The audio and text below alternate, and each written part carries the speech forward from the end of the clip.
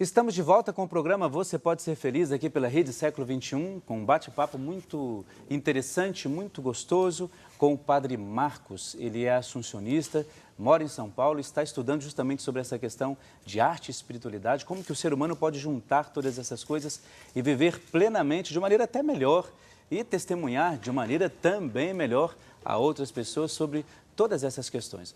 Nós, como católicos, temos que aprender a viver de maneira plena todas essas coisas, senão a gente perde algumas referências. E é ruim, porque se nós temos tantas ferramentas aí, por que a gente não pode abrir mão e usar todas elas? Isso é muito importante para nós. Por isso, o programa de hoje, nesse nosso bate-papo, tem muito a te oferecer. Não é isso, Marcos? Será que dá para a gente continuar nessas nossas reflexões sobre como viver essa questão da arte? Você falava da superação. Você falava também essa questão de viver isso de uma maneira um pouco mais plena. Você acha que as nossas missas hoje, elas estão vinculadas a essa questão da arte? Nós podemos ser mais criativos sem perder a contemplação e a oração nas nossas missas? Então, a arte e a espiritualidade sempre andaram juntas, né? Desde o início da igreja... A igreja foi um pouco que trabalhou nisso. Sim, a igreja foi, né, uma das grandes incentivadoras em determinados momentos, bom, até hoje, incentiva a produção artística, a produção sacra, né, da arte sacra, mas desde os primórdios, lá os cristãos já nas catacumbas já faziam seus desenhos para representar que ali estava algo, um sinal, né, porque o sinal sempre nos remete para algo além dele, que ali havia algo de mais importante, havia algo que os ultrapassava e que, ao qual eles então se rendiam e cultuavam. Então a igreja sempre esteve muito unida à manifestação artística, à música. Nós temos aí, né, as belíssimas composições musicais que nasceram no seio da igreja, os textos belíssimos, a poesia, enfim, a pintura, a escultura, depois no caso específico do catolicismo, a iconografia dos bizantinos. Então, a igreja sempre esteve muito ligada à arte, porque a arte é uma maneira privilegiada de se falar do mistério. E o que é a missa? A missa é a proclamação máxima do mistério, né? Eis o mistério da nossa fé, quer dizer, nós nos reunimos para celebrar os mistérios da nossa fé, os mistérios centrais da nossa fé, que são a paixão, a morte e a ressurreição do Cristo. Eu já ia te falar, você falar sobre esse mistério, né? Então, também que você já completou. Esse mistério, então, da paixão, morte e ressurreição de Cristo, que é a mais bela de todas as orações. Agora, a arte tem uma outra coisa importante, Padre Air, que a arte não suporta, e a espiritualidade em princípio também não suporta enfeite demais. Ou seja, as coisas são o que são. Ela é uma expressão pura. E tudo que a gente começa a querer enfeitar demais, toda a expressão artística, quando ela começa a querer ser muito exuberante, é preciso então cortar. Porque ela precisa ser simples, elegante, simples, direta, e o mistério deve falar por si. Não se pode colocar em cima do mistério outras coisas que como que afogam, escondem, obscurecem o mistério. Como se precisasse complementar. Complementar. Né? Você sabe que você citou uma coisa aí de uma poetisa mineira, conterrânea nossa, Adélia Prado. Eu acho que o nosso telespectador já ouviu falar de Adélia Prado, e ela fala isso sobre a missa. Assim, a missa, ela não suporta enfeites. Exato. Né? E quando você falava isso, me lembrava, tem um colega nosso, o padre Michel, ele trabalha lá em Delfim Moreira, em Minas Gerais, ele trabalha com essa questão de liturgia e do espaço sagrado. Ele diz assim, quanto menos, mais. E é legal isso, porque às vezes nós perdemos essa referência.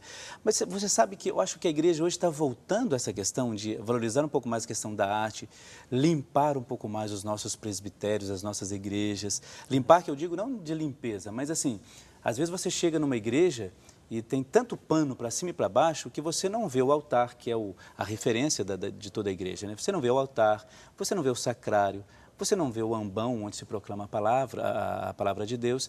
Então, perde-se um pouco isso. Então, quando você diz isso, eu fico muito feliz. É sinal de que a gente está caminhando no caminho certo. Quanto menos, mais. Quanto menos, mais. Quer dizer, deixar aparecer o que deve aparecer, né? E não, às vezes, as particularidades, a quantidade exagerada de flores, de panos, enfim, e de símbolos que são excessivos, porque o mistério por excelência já nos foi dado, né? E a missa é exatamente este grande louvor, esta grande ação de graças ao Pai, para a gente perceber bem, né? As orações todas, elas estão dirigidas ao Pai, e pelo Filho no Espírito. Então, a missa é este grande louvor, o mistério do Cristo que se entrega por nós e que, às vezes, nós esquecemos de contemplar este mistério. E aí, sim, isso já não seria mais arte, né?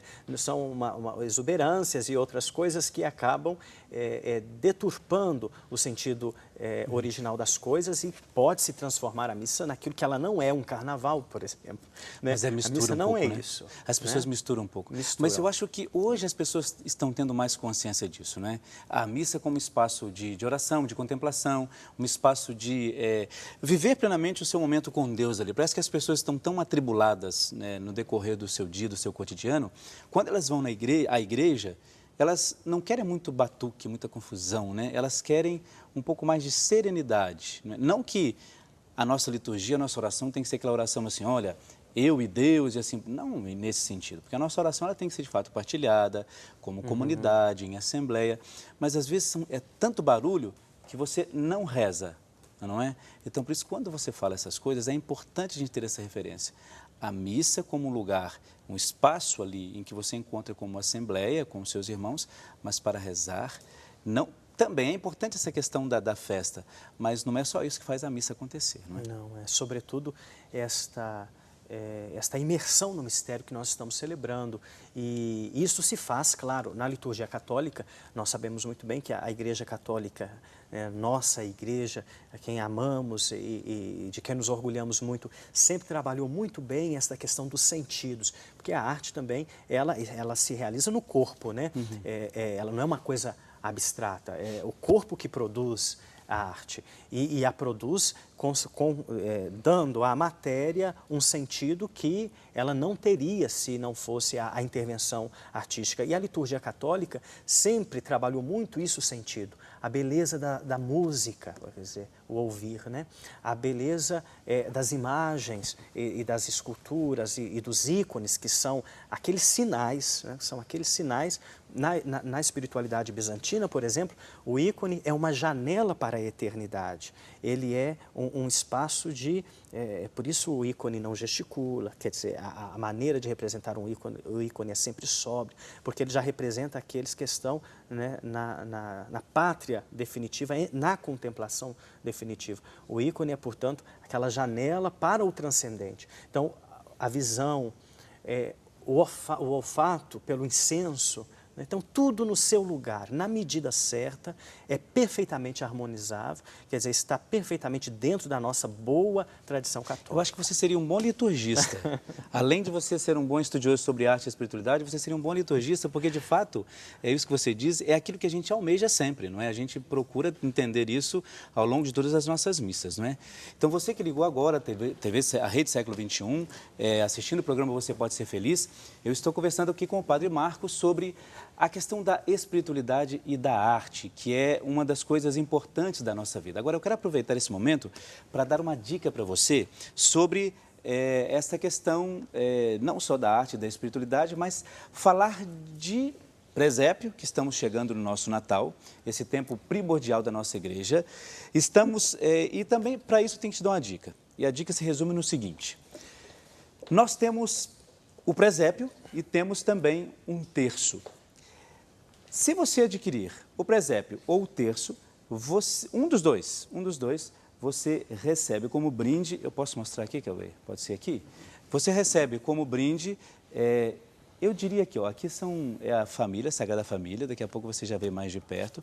Então, adquirindo ou o presépio ou o terço, você recebe essa Sagrada Família, que a gente fala que está na concha, mas está numa asa, ou seja, é um belo presente para você colocar no seu escritório, para você colocar na sua sala, onde você achar melhor. Agora, para você adquirir um desses dois produtos, se quiser adquirir os dois também, ótimo. O terço você vê no seu vídeo, também daqui a pouco você já vai ver o presépio. 0 operadora 19 3871 9600, você já vê aí na sua tela o seu presépio, ou então você acessa o nosso portal www.rs21.com.br. Você diz que quer adquirir um dos dois produtos e você recebe como brinde essa Sagrada Família que eu acabei de mostrar, peguei na mão aí para você ver o tamanho, a proporção, ver como é interessante tudo isso. Então você vai ligar para nós, 0 operadora 19 3871 9600, que já não é o 20 de oração, e vai dizer, eu gostaria de adquirir um desses dois produtos. Aproveite, conheça esses outros nossos produtos que nós sempre oferecemos aqui através da nossa Dica 21, e quem sabe, já pensando nesse Natal, oferecer presentes para os seus amigos, para os seus familiares. E claro, a gente agradece muito porque também isso nos ajuda na nossa obra de evangelização. Se você tem coisa para comprar, acesse o nosso portal ou ligue para a gente aqui e fique sabendo tudo aquilo que a gente tem para oferecer para você, tá bom? Quero voltar então, continuar conversando com você, Padre Marcos, porque o que me interessou é o seguinte, você é uma pessoa orante? Dá-se a impressão de que você é um padre orante, que gosta dessa questão da contemplação, uma coisa um pouco mais discreta. É próprio de vocês?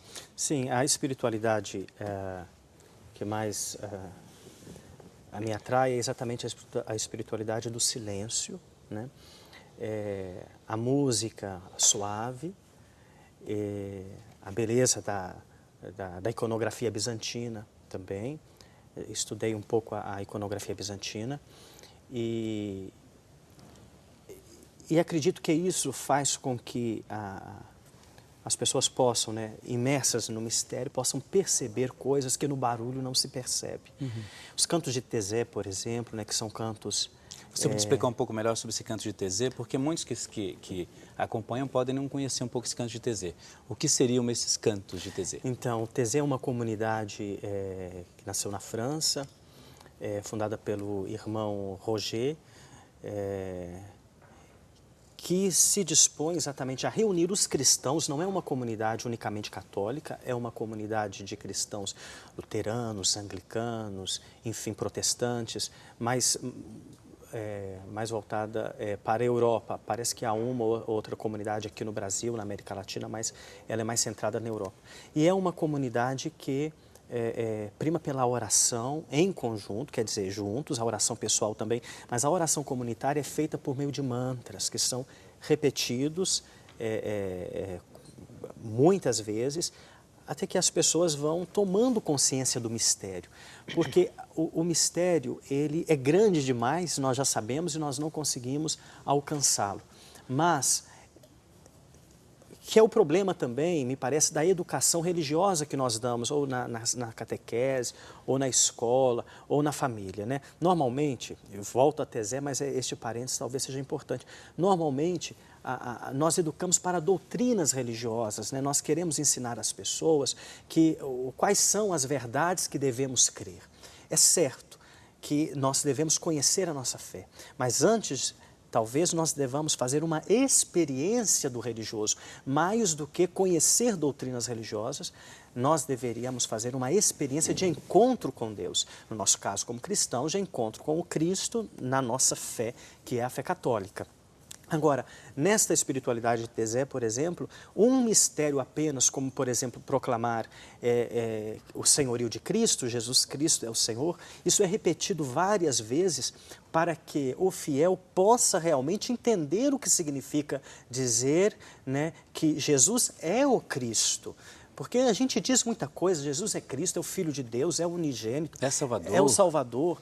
Tudo bem, são conceitos e são doutrinas que nós devemos aprender, amar e também depois aprofundar. Mas antes deste conhecimento, há uma experiência que passa pelo afeto, pelo sentimento de amar alguém, amar o Cristo. Então, nesta experiência de Tezé, a gente pega um mistério da vida do Cristo, seja ele qual for, Cristo, luz do mundo. Então se repete várias vezes este mantra: Cristo é a luz do mundo. Até que o fiel, até que aquele que é diante de Deus se coloca em oração, possa realmente dizer, não apenas com os lábios, mas com o coração: Tu és, Senhor, a luz do mundo. Você acha que a nossa igreja hoje poderia trabalhar um pouco melhor essa questão? Você fala aí a questão nós somos criados, de fato, a nossa formação foi para a doutrina, não é? Para aprender isso é certo, não é certo, etc. Acredita-se nisso, não acredita-se nisso. Você acha que a nossa formação hoje, catequética, poderia inserir dentro de um conteúdo programático dizendo essa questão da arte e da espiritualidade? É urgente que se faça, me parece. É urgente que se faça isso, porque nós estamos numa encruzilhada em que apresentar doutrinas apenas, elas são importantes, mas elas são um segundo momento, são um segundo passo.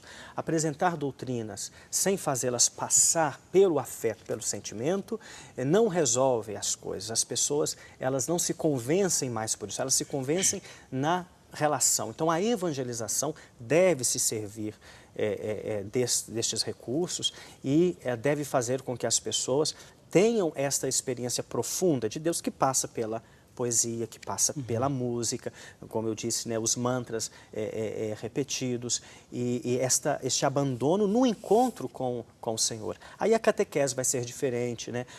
Os encontros de formação eles vão ser diferentes, porque nós não vamos apenas dar doutrina religiosa, nós vamos fazer as pessoas, ajudar as pessoas a viverem uma experiência de encontro com alguém e não apenas com ideias e conceitos. Muito legal isso, que bom. Espero que a gente aprenda isso de uma maneira um pouco mais concreta, não é? Muito bem, nós vamos agora, vou continuar lendo alguns pedidos de oração, porque são pessoas que acreditam de fato, como eu disse antes, nesse nosso momento de rezar e de colocar todas as intenções, todos os pedidos. Quero lembrar aqui da Maria de Lourdes Garcia Ribeiro. Ela tornou-se uma nova sócia aqui da Associação do Senhor Jesus. Ela é de Paulínia, aqui próximo de nós, no interior de São Paulo. Muito obrigado, Maria de Lourdes, por esse gesto seu de solidariedade, de adesão a esse projeto de evangelização. A Luzia da Cruz Silva, ela é de Bauru, interior de São Paulo, também tornou-se uma nova sócia aqui da Associação do Senhor Jesus. Também quem faz os seus pedidos de oração, a Rosana do Carmo Viana, ela é de Campestre, em Minas Gerais, coloca os seus pedidos de oração por ela mesma, pela sua família, pelo seu irmão, algumas graças que ela pede e gostaria que fossem alcançadas. A Lourdes Torres Santos, ela é de Piracicaba, no interior de São Paulo, pede oração por ela mesma e por todos os seus familiares. Também quem faz o seu pedido de oração é a Elisângela Aparecida Miller. Ela também é de Piracicaba, no interior de São Paulo. Muito bem, esses nossos pedidos de oração, né, vamos colocar daqui a pouco junto com a imagem da Imaculada Conceição, no final do nosso programa. Daqui a pouco a gente tem mais coisas ainda. Vamos continuar o nosso bate-papo com o Padre Marcos sobre arte e espiritualidade. Nós vamos para um breve intervalo e daqui a pouco a gente já volta. É um instante só.